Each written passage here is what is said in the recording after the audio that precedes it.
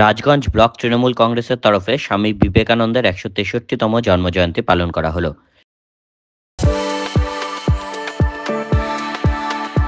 We are the dreamers, the achievers, and the leaders. Come, join us today. রাজগঞ্জের Majhiali গ্রাম পঞ্চায়েতের ভুটকিরহাটে অনুষ্ঠানের মধ্যে দিয়ে এই দিনটি উদযাপন করা হয়েছে।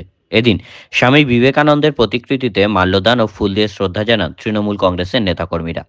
অনুষ্ঠানে উপস্থিত ছিলেন রাজগঞ্জ ব্লক তৃণমূল কংগ্রেসের সভাপতি অরিন্দম ব্যানার্জি, রাজগঞ্জ পঞ্চায়েত সমিতির প্রাক্তন সভাপতি আহিদার রহমান, জলপাইগুড়ি জেলা পরিষদের কর্মাধ্যক্ষ রণবীর মজুমদার, মাঝিয়ালি গ্রাম পঞ্চায়েতের প্রধান সুমিত দত্ত, বিন্নাগুড়ি গ্রাম পঞ্চায়েতের প্রধান সামিজউদ্দিন আহমেদ সহ অন্যান্যরা। আজকে স্বামী বিবেকানন্দর জন্মদিন। সেই পবিত্র দিনে রাজ্য এবং জেলা তৃণমূল কংগ্রেসের নির্দেশে আজকে সারাদিনব্যাপী আমাদের নানান কার্যক্রম আছে। সেই কার্যক্রমের শুরুতেই আমরা আমাদের মাঝিয়ালি অঞ্চলের ভুটকিরহাটে বিবেকানন্দ ক্লাবের ঠিক সামনে আমরা স্বামী বিবেকানন্দর জন্মদিন পালন করতে সমবেত হয়েছি। সেখানে প্রথমেই আমরা স্বামীজির প্রতিকৃতিতে শ্রদ্ধার্ঘ্য অর্পণ করে আজকের দিনে শুরু করলাম। এবং আজকে যে সারাদিনব্যাপী যে অনুষ্ঠান, তার মধ্যে আপনারা অবগত আছেন যে যেই স্বামীজি যে যুব সমাজের কথা বলেছিল, সেই যুব সমাজ আজকে কিছুটা হলেও মোবাইলের আসক্তিতে মাঠের বিমুখ হয়ে গেছে।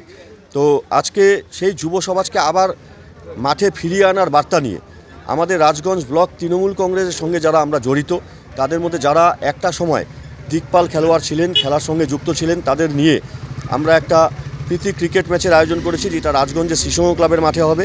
সেখানে একদিকে প্রতিনিধিত্ব করবে 13 নম্বর জেলা পরিষদের তৃণমূল কংগ্রেসের টিম, যার অধিনায়কত্ব করবেন আমাদের মাননীয় বিধায়ক সাহেব, এবং অপরদিকে থাকবে আমাদের 14 নম্বর জেলা পরিষদের তৃণমূল কংগ্রেসের টিম, যার অধিনায়কত্ব করবেন আমাদের বর্ষিয়ান তৃণমূল কংগ্রেসের নেতা মোশাররফ হোসেন মহাশয়।